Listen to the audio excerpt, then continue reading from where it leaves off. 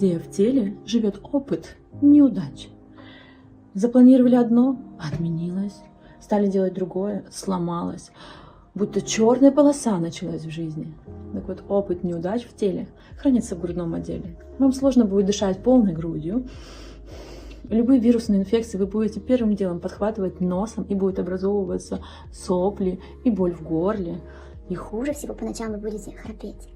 Так вот, эффективнее всего с грудным блоком справляется не массаж, а телесная психология.